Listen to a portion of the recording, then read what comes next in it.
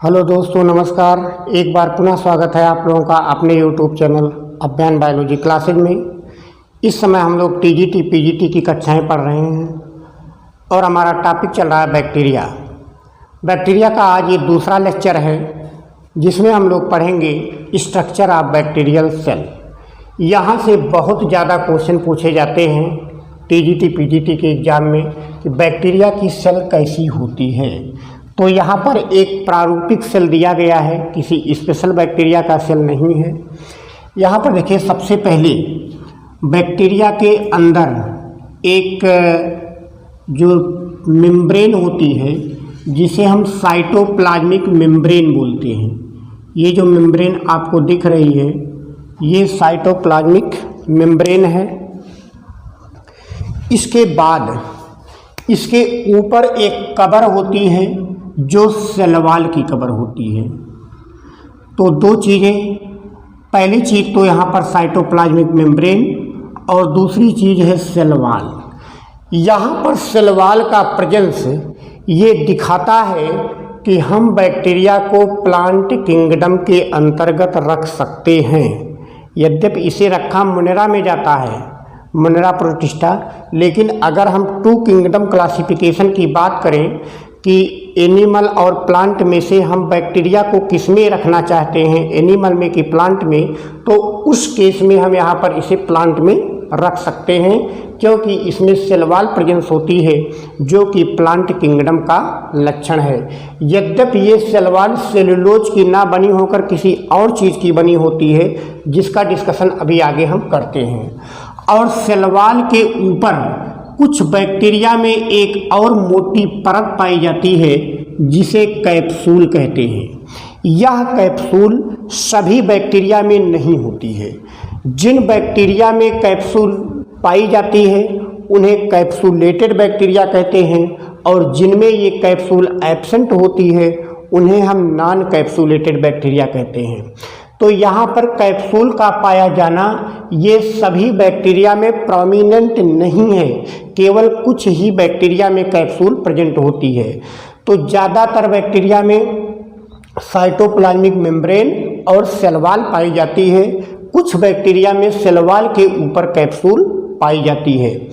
इसके बाद इसके अंदर अगर हम बात करें तो यहाँ पर जो साइटोप्लाज्मिक मेम्ब्रेन है ये फोल्ड होकर के एक स्ट्रक्चर बनाती है जिसे हम मीसोसोम कहते हैं। मीसोसोम को यूकैरियोट्स के माइटोकॉन्ड्रिया के समकक्ष माना जाता है। तो यहाँ से ये क्वेश्चन पूछता है कि मीसोसोम यूकैरियोट के किस आर्गन का होमोलॉगस स्ट्रक्चर माना जा सकता है, तो जवाब हो जाएगा मीसोसोम। हम मीसोसोम के बारे में विस्तार से आगे अध्ययन करेंगे कि मीसोसोम कैसा होता है और उसमें पाया क्या जाता है। इसके बाद बैक्टीरिया के अंदर जो लिक्विड भरा होता है, जो पदार्थ भरा होता है, उसे साइटोप्लाज्म कहते हैं और साइटोप्लाज्म में कुछ दानेदार संरचनाएं इस तरीके से दिखती हैं जिन्हें हम 70S टाइप का राइबोसोम कहते हैं। इसके बाद बैक्टीरिया के एक सिरे पर एक फ्लैजिला पाया जाता है। ये फ्लैजिला जहाँ से निकलता है, ये पॉइंट आपको दिख रहा होगा, इसे बेसल ग्रेन्यूल कहते हैं और बीच का पोर्शन जिसे हुक कहा जाता है और लार्ज वाला पोर्शन जिसे हम फिलामेंट या तंतु कहते हैं। तो इस प्रकार से प्रत्येक फ्लैजिला 3 संरचनाओं का बना होता है जिसे हम आगे फ्लैजिला में विस्तार से अभी पढ़ने वाले हैं। तो ये एक टिपिकल बैक्टीरियल सेल का स्ट्रक्चर है। बैक्टीरियल सेल में ज़्यादा कुछ होता नहीं है, बस साइटोप्लाज्मिक मेम्ब्रेन होती है, साइटोप्लाज्म होती है, सेल वॉल होती है। सेल वॉल के ऊपर कैप्सूल में भी और नॉट में भी। इसके बाद मीसोसोम स्ट्रक्चर ये साइटोप्लाज्मिक मेम्ब्रेन की फोल्डिंग से बनती है। अंदर यहाँ पर न्यूक्लियस नाम का कोई चीज़ नहीं होता है, बल्कि यहाँ पर जो जेनेटिक मटेरियल है वो डबल स्टैंडर्ड डीएनए का होता है जो कि थोड़ा सा उलझी हुई संरचना के रूप में वैसे ही मौजूद रहता है बिना किसी मेम्ब्रेन के। इसलिए इसे हम न्यूक्लियस ना बोल करके न्यूक्लियाइड टर्म देते हैं। यहाँ पर केंद्रिका या न्यूक्लियोलस भी प्रेजेंट नहीं होती है और ना तो इसमें मेम्ब्रेनस ऑर्गेनेल्स जैसे माइटोकॉन्ड्रिया हुआ, एंडोप्लाज्मिक रेटिकुलम हुआ, गाल्गी बॉडी हुआ, ये सब चीज़ें भी इसमें एब्सेंट होती हैं। तो यहाँ पर बैक्टीरिया में जो मेन संरचना हमको देखने को मिल रही है वो न्यूक्लियाइड है, साइटोप्लाज्मिक मेम्ब्रेन है, सेल वॉल है, साइटोप्लाज्म है, मीसोसोम है और 70 एस टाइप का राइबोसोम और फ्लैजिला है। इतनी चीज़ें पाई जाती हैं। अब हम एक एक करके विस्तार से अध्ययन करेंगे कि कहाँ से क्वेश्चन बनते हैं। सबसे पहले हम बात करें फ्लैजिला की, तो ये फ्लैजिला पूछा जाता है परीक्षा में कि फ्लैजिला बैक्टीरिया में कहाँ से निकलता है, उस पॉइंट को किस नाम से जानते हैं।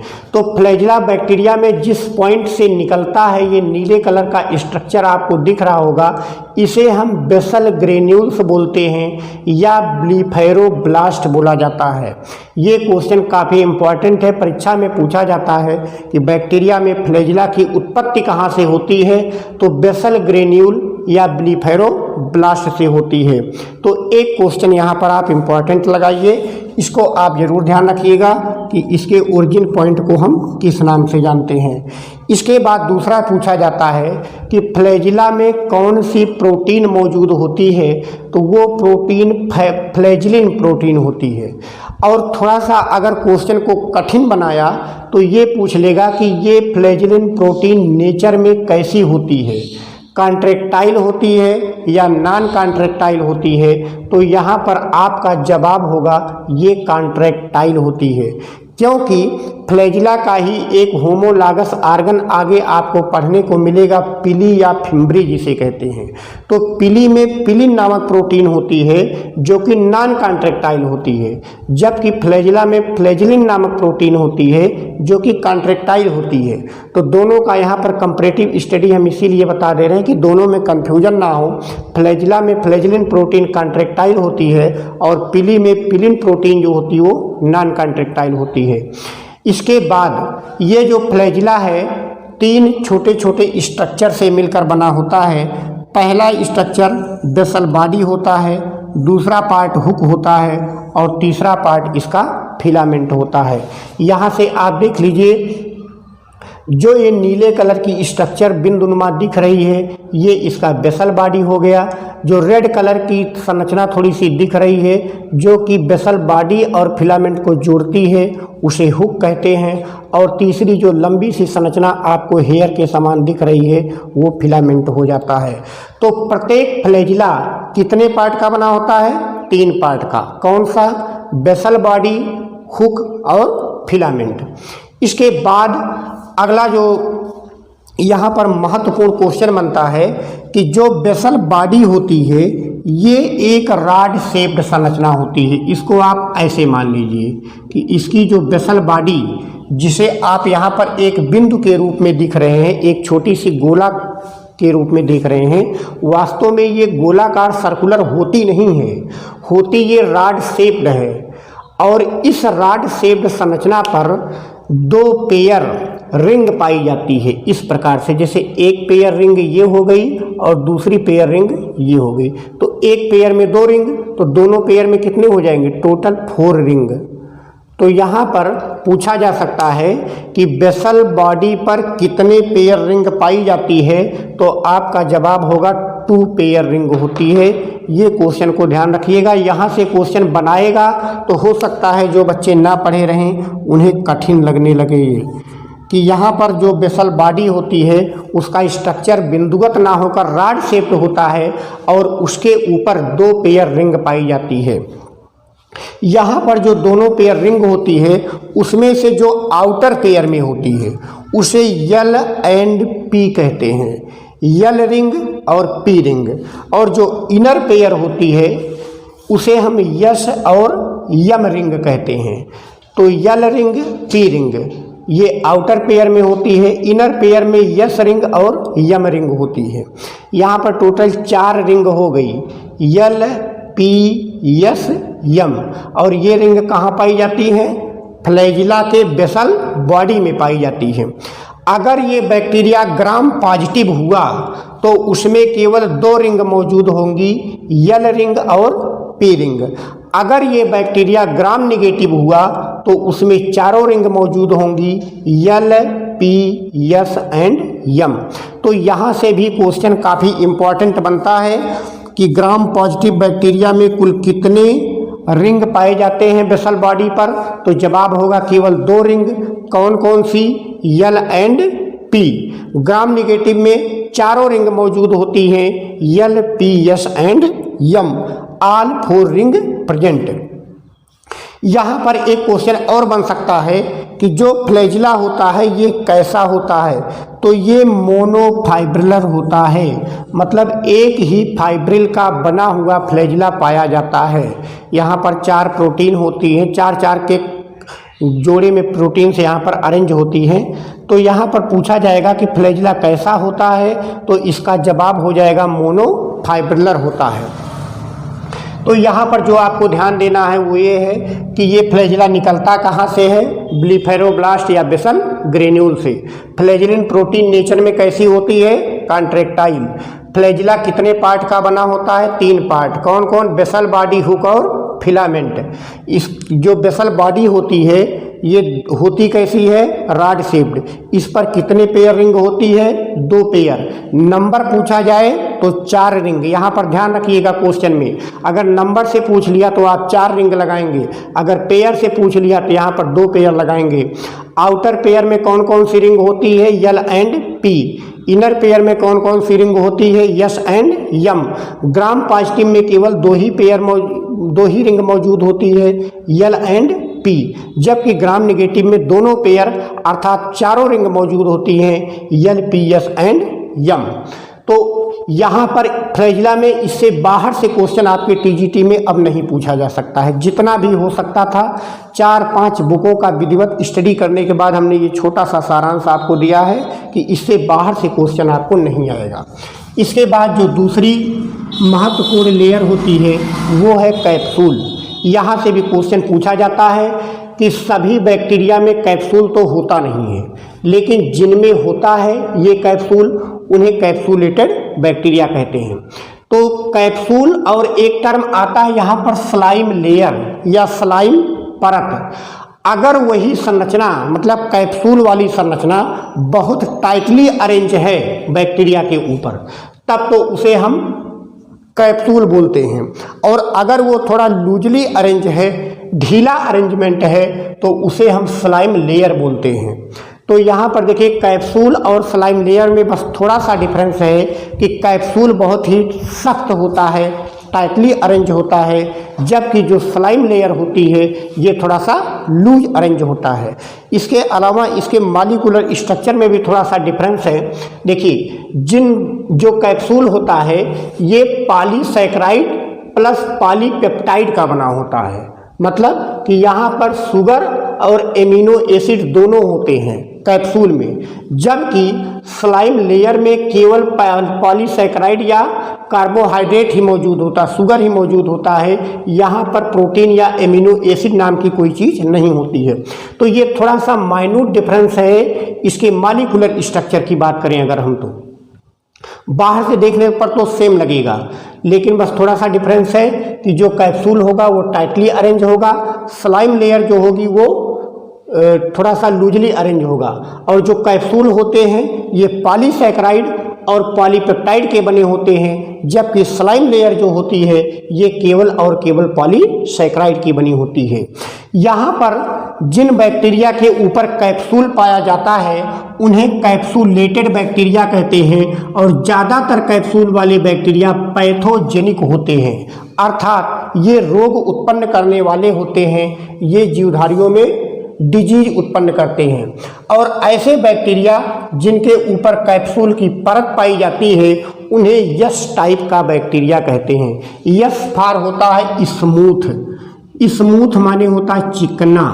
आप ऐसे ही कल्पना कीजिए कि अगर किसी के बैक्टीरिया के ऊपर एक मोटी सी लेयर लगा दी जाए तो टच करने पर वो चिकना महसूस होगा, इसलिए उसे हम यस टाइप का बैक्टीरिया कहते हैं। और जिनके ऊपर ये कैप्सूल की लेयर नहीं होती है, मतलब NC यहाँ पे लिखा non capsulated bacteria, are known as R type. R का मतलब होता है रफ, जिसे हम खुरदरा बोलते हैं। उनको सतह को टच करने पर वो रफ महसूस होंगी, इसलिए उन्हें आर टाइप का बैक्टीरिया कहा जाता है। तो इससे ज़्यादा कैप्सूल से और क्वेश्चन बनने की संभावना नहीं है। अगला स्ट्रक्चर हम लोग पढ़ते हैं सेल वॉल। सेल वॉल काफ़ी इंपॉर्टेंट है, यहाँ से क्वेश्चन पूछा जाता है कि बैक्टीरिया की सेल वॉल किस चीज़ की बनी होती है। तो ये पेप्टाइडोग्लाइकान प्लस म्यूरिन। यहाँ पर देखिए पेप्टाइडोग्लाइकान में यहाँ पर एक तो पेप्टाइड हो गया और एक यहाँ पर जो ग्लाइकान लिखा गया है तो ये कार्बोहाइड्रेट नेचर का होता है। तो यहाँ पर प्रोटीन हो गया प्लस कार्बोहाइड्रेट हो गया, और जो म्यूरिन होती है ये फैट नेचर की होती है, लिपिड टाइप की होती है। तो इसके बैक्टीरिया में वसा भी होती है, प्रोटीन भी होती है और कार्बोहाइड्रेट भी होता है। अगर क्वेश्चन में इस तरीके से दिया तो यहाँ पर आप जानिए कि पेप्टाइड भी होती है, ग्लाइकोजन भी होता है और यहाँ पर लिपिड भी होता है। तो पूछा जाएगा कि बैक्टीरिया की सेल वॉल किस चीज़ की बनी होती है, तो जवाब होगा पेप्टाइडोग्लाइकान प्लस म्यूरिन की बनी होती है। ये काफ़ी इम्पॉर्टेंट पॉइंट है, इसको आप जरूर ध्यान रखिएगा, एकदम इसको रख लीजिएगा। इसके बाद ये जो पेप्टाइडोग्लाइकान है ये दो चीज़ों का पॉलीमर होता है, नाग और नाम। नाग का पूरा नाम होता है एन एसिटिल ग्लूकोसामीन, और जो नाम होता है इसका पूरा नाम है एन एसिटिल म्यूरेमिक एसिड।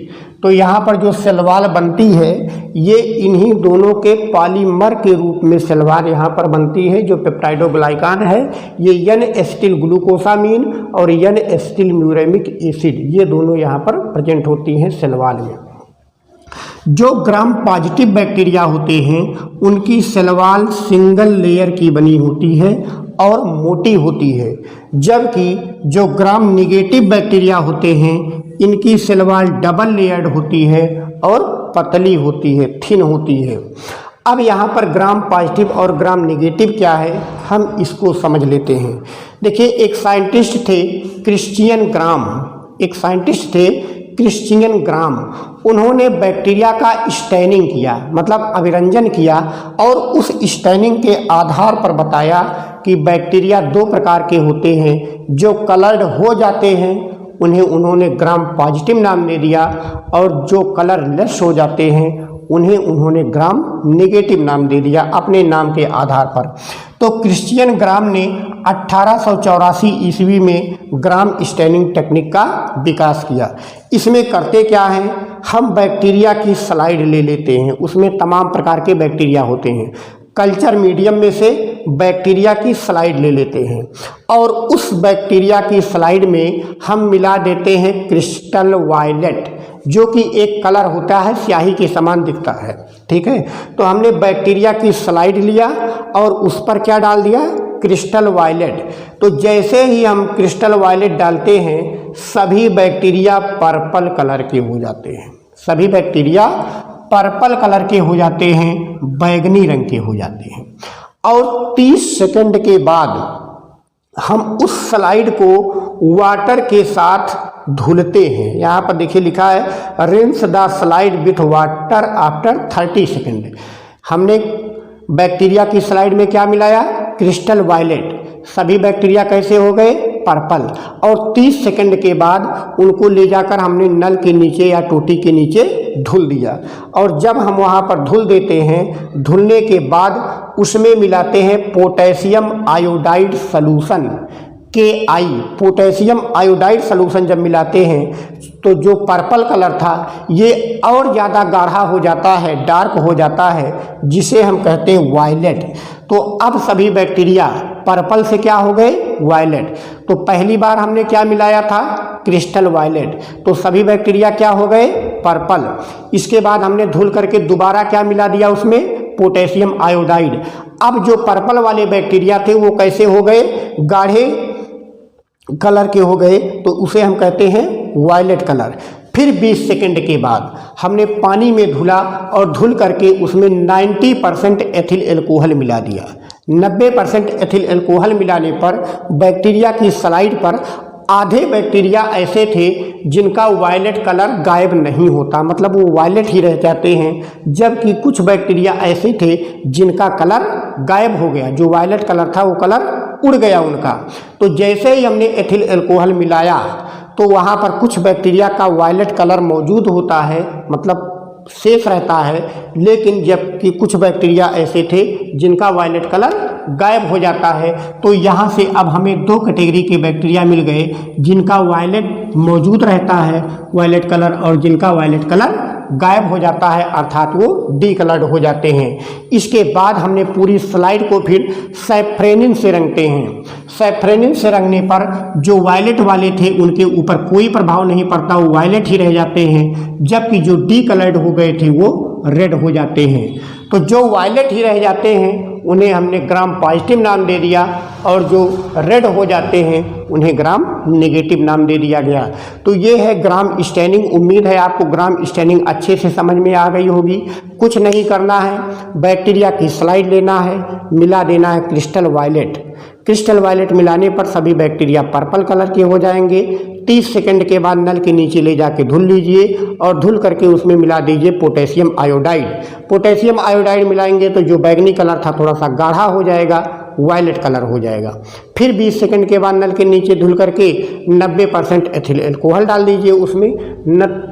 जैसे ही अल्कोहल डालेंगे वो स्लाइड में दो प्रकार के बैक्टीरिया दिखेंगे।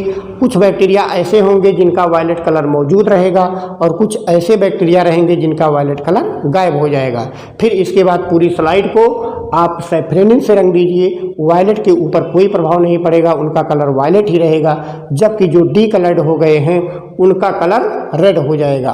तो जो वायलेट ही रह जाते हैं उन्हें ग्राम पॉजिटिव नाम दे देते हैं, और जो रेड हो जाते हैं उन्हें हम ग्राम नेगेटिव नाम दे देते हैं। अब यहीं पर हम तुरंत पढ़ लेते हैं कि ग्राम पॉजिटिव और ग्राम नेगेटिव बैक्टीरिया में डिफरेंस क्या है, क्योंकि यहाँ से क्वेश्चन बनता है। देखिए, जो ग्राम पॉजिटिव बैक्टीरिया है after rinse with alcohol remain purple. यहाँ पर देखिए, जब हमने उनमें एथिल अल्कोहल मिलाया तो वो पर्पल या वायलेट कलर उनका मौजूद रहता है, वो गायब नहीं होता है। जबकि जो ग्राम नेगेटिव थे इनका जो कलर था वो डीकलर्ड हो गया, कलर गायब हो गया। तो पहला अंतर तो ये है कि अल्कोहल मिलाने पर ग्राम पॉजिटिव का पर्पल कलर जाता नहीं है, जबकि ग्राम नेगेटिव का कलर चला जाता है। पहला अंतर तो हमें यहाँ से मिल गया। दूसरा अंतर यहाँ पर सेलवाल की होती है कि ग्राम पॉजिटिव की जो सेलवाल होगी वो यूनिलेयर्ड होती है, एक परत की बनी होती है और मोटी होती है, जबकि ग्राम नेगेटिव बैक्टीरिया की जो सेलवाल होती है वो डबल लेयर्ड होती है और पतली होती है, थिन होती है। तो ग्राम पॉजिटिव की सेलवाल एक लेयर की मोटी, और ग्राम नेगेटिव की सेलवाल 2 लेयर की और पतली होती है। इसके बाद जो ग्राम पॉजिटिव हैं इनकी सेलवाल स्मूथ होती है, चिकनी होती है, और जो ग्राम नेगेटिव होते हैं इनकी सेलवाल रफ होती है या खुरदरी होती है।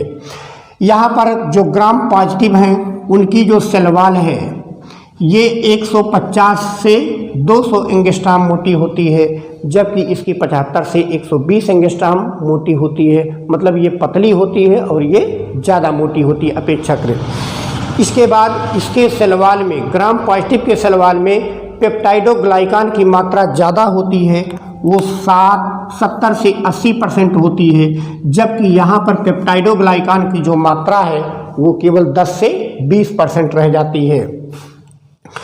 यहाँ पर देखिए जो ग्राम पॉजिटिव हैं उनमें केवल बेसल ग्रेन्यूल में 2 ही रिंग होती है, यस रिंग और यम रिंग, जो कि हमने यहाँ पर देखिए बताया हुआ है। सॉरी, यहाँ पे यल एंड पी है, यस एंड यम नहीं है, यल एंड पी रिंग, ठीक है। जबकि उसमें ग्राम नेगेटिव में ऑल टाइप के रिंग यल, पी, यस और यम मौजूद होते हैं। इसके बाद ग्राम पॉजिटिव बैक्टीरिया पैथोजेनिक, कुछ ही ग्राम पॉजिटिव बैक्टीरिया हैं जो पैथोजेनिक होते हैं, मतलब ज़्यादातर जो ग्राम पॉजिटिव बैक्टीरिया हैं वो रोग नहीं फैलाते हैं, कुछ ही ऐसे हैं जो रोग फैलाते हैं, जबकि ग्राम नेगेटिव वाले ज़्यादातर रोग फैलाने वाले हैं, केवल कुछ ही हैं जो रोग नहीं फैलाते हैं। यहाँ पर एक महत्वपूर्ण अंतर है कि ग्राम पॉजिटिव बैक्टीरिया के सेलवाल में टिकोइक अम्ल मौजूद होता है। ये क्वेश्चन भी यहाँ से बनता है, जबकि ग्राम नेगेटिव बैक्टीरिया में टिकोइक अम्ल एब्सेंट होता है इनके सेल वॉल में। तो यहाँ पर देखिए ज़्यादातर आपको जो ध्यान देना है, वैसे इंपॉर्टेंट तो सभी पॉइंट है, क्वेश्चन कहीं से भी बन सकता है, लेकिन ज़्यादातर इनकी मोटाई से भी क्वेश्चन बन सकता है, किसकी कोशिका भित्ति मोटी होती है, किसकी पतली होती है। और यहाँ पर बहुत कठिन अगर क्वेश्चन बनाने का प्रयास किया तो बेसल ग्रेन्यूल तक लेकर जाएगा। इसके बाद पैथोजेनिक और नॉन पैथोजेनिक से भी क्वेश्चन बनने की संभावना होती है कि ग्राम पॉजिटिव पैथोजेनिक ज़्यादा होते हैं कि ग्राम नेगेटिव ज़्यादा पैथोजेनिक होते हैं, और टिकोइक एसिड से क्वेश्चन पूछा जाता है। ये 4-5 पॉइंट जो नीचे के लिखे गए हैं ये इम्पॉर्टेंट है, यहीं से यहाँ पर क्वेश्चन बनने की संभावना होती है। तो यहाँ पर बैक्टीरिया के सेल के अदर स्ट्रक्चर के बारे में आगे हम स्टडी करेंगे अगले लेक्चर में। तब तक के लिए नमस्कार। आप चैनल को ज़्यादा से ज़्यादा लाइक, सब्सक्राइब और शेयर करते रहिए, ताकि लोगों को बहुत ज़्यादा मार्केट में भटकना ना पड़े, बहुत ज़्यादा बुकों में उलझना ना पड़े। समय से अपनी तैयारी को अंजाम देते हुए परीक्षा में बढ़ें और अपनी एक सीट पक्की करें। धन्यवाद।